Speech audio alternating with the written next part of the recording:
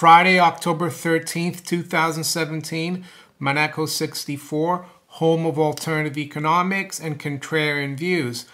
I'd like to do an update on the video I did on September 6th, entitled China Delivers Knockout Blow to Petrodollar. And in that video, I talked about the relationship between the yuan, gold, oil, other currencies like the ruble. And some viewers, some people have come out and said that China has never declared a gold-backed yuan, but that's not what I was trying to say. Legally, China has not declared a gold-backed yuan, but the steps they're taking are leading to a de facto gold-backed monetary system, not only in China, but other Eastern countries or Asian countries. And the reason China cannot come out and declare a gold-backed yuan legally is because they're a member of the IMF, International Monetary Fund. And so is Russia. Russia is a member of the IMF.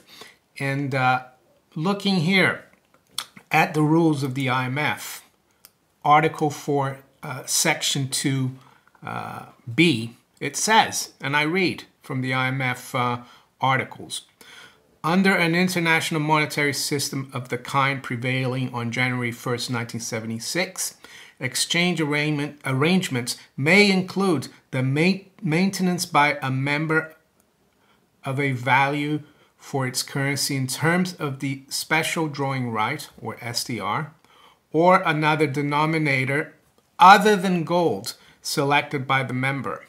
So gold basically is banned as, how can I say, a reserve in the IMF or a denominator. So China would be breaking IMF rules, and so would Russia. And why is that important? Well, because as it is right now in the IMF, to change a rule, you need a 85% majority vote. And the United States has 16.73% of the voting rights. So as you can see here, the voting shares, this chart I took from this website, the voting shares, yes, the United States doesn't have as much as, let's say, if you add some countries together, but they have the all-important 16.73%. If they had 15.01, it didn't matter if China and Russia together had 16. They'd still be able to veto everything because they have just over 15%. And you need 85% of the votes to change something.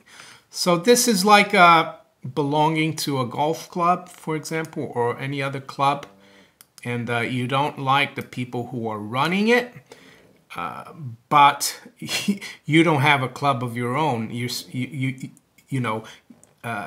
can't leave the club until you start, you have another club to play in. So what do you have to do to, you don't pre-announce, oh, we're going to leave this club and we're going to build a new club in 4 years' time, because you'd be kicked out and you'd have nowhere to play. And that's the same thing.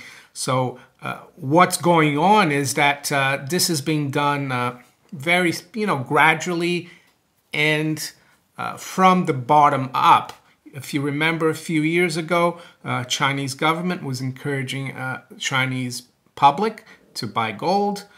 Then let's see, there's a story here from Business Insider.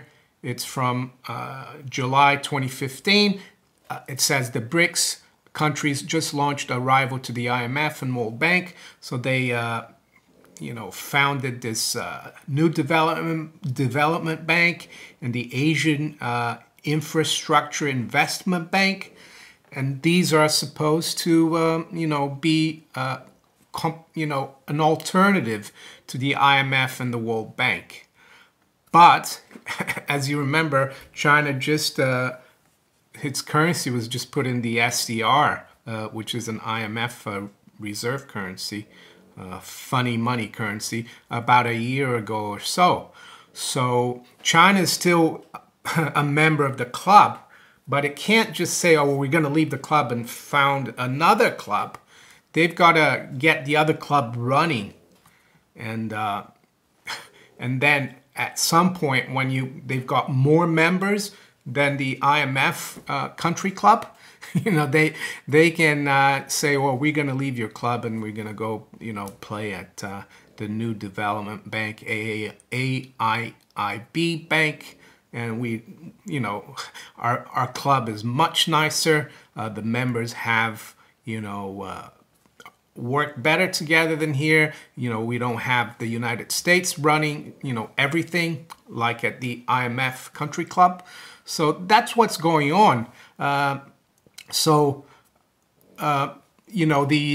de facto part is, China, of course, legally, being a member of the IMF, can't just declare we're going to have a gold-backed yuan.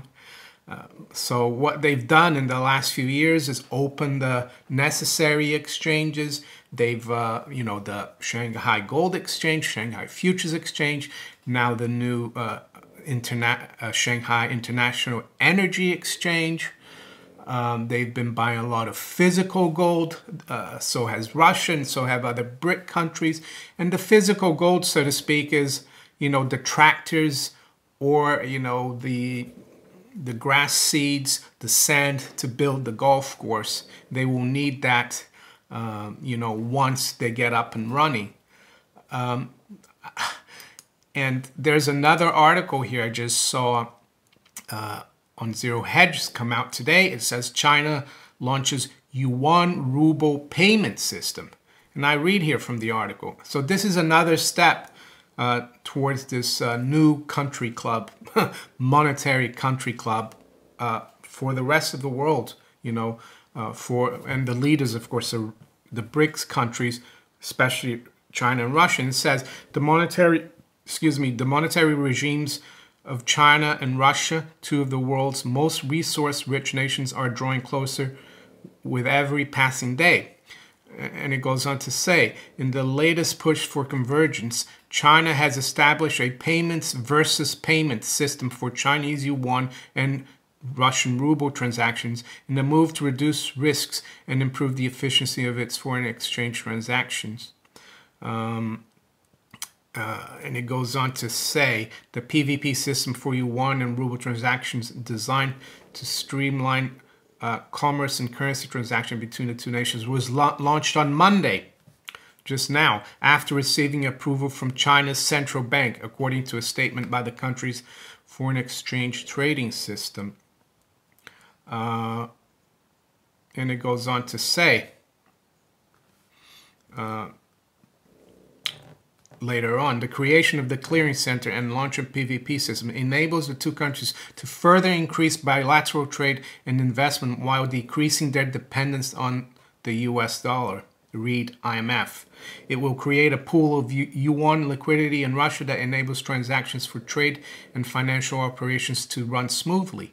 In expanding use of national currencies for transactions, it could also potentially reduce volatility of yuan and ruble exchange rates. And they go on to say on the article, in recent years, China and Russia have been the world's most active buyers of the precious metal, gold. On a visit to China last year, the deputy head of the Russian central bank, Sergei Shvetsov, said that the two countries want to facilitate more transactions in gold between the two countries. They're not saying, oh, we want to back our currencies by gold and trade, trade back and forth. They just say, oh, we want to facilitate transactions in gold, which sounds very innocent. And I quote here this is a quote from this deputy governor of the Russian central bank. And so he says, we discuss the question of trade in gold. BRICS countries are large economies with large reserves of gold and an impressive volume of production and consumption of these precious metals. In China, the gold trade is conducted in Shanghai. In Russia, it is in Moscow. Our idea is to create a link between the two cities in order to increase trade between the two markets. First Deputy Governor of the Russian Central Bank, Sergei Shetsov, told Russia's TASS news agency. So that's what's happening. Maybe 5-10 years from now, when this Asian IMF Club, whatever you want to call it, is up and running and has a lot more members and is doing a lot better than the US IMF Country Club, then they'll declare, we're going to back our currencies by gold or whatever. Or they might not. They might just have a de facto gold standard where the price fluctuates within a band. I mean, Jim Rickards has talked about that the US Treasury or the Fed, they can, put the US basically on a de facto gold standard by having gold traded within a band. Like he talks about, I think, 9,500 to 10,500, so that the gold is fixed basically at 10,000. But you need the gold to do that. If you don't have enough gold, you won't be able to keep that band. So that's what's happening. I never said that China is going to announce a new gold-backed yuan. You just have to, go through the processes and put two and two together and see what's going on. And it's very clear that something's going on between the, especially Russia and China, and now also this new Silk Road that China wants to to bring back to life. So what would actually be the game changer? What would, could the United States do to be part of the club, or maybe to stop China and Russia from leaving the IMF club? Well, they could basically change that rule, Article 4, Section 2B of the IMF, rules or articles. And they're the only people who can do it. The U.S. Treasury is the only, the U.S. is the only country that can do that. If they change that and they allow gold to be a denominator and be used in the system, maybe we could have, the IMF club will not die. Maybe there will be an Asian club. It won't be as important, but it will be there. But everyone will be, will enjoy the IMF Country Club, not just the U.S. So that's how I see it. We are moving to a de facto gold-backed yuan, or Russian ruble-backed to yuan, or other Asian-backed de facto currencies. So if you enjoyed this video, please like, share it, subscribe to my channel if you haven't yet, and you can also follow me on steemit.com and on Twitter. And yeah, if you'd like to donate to the channel, there's some information below in the description how you can do that. I'll talk to you later.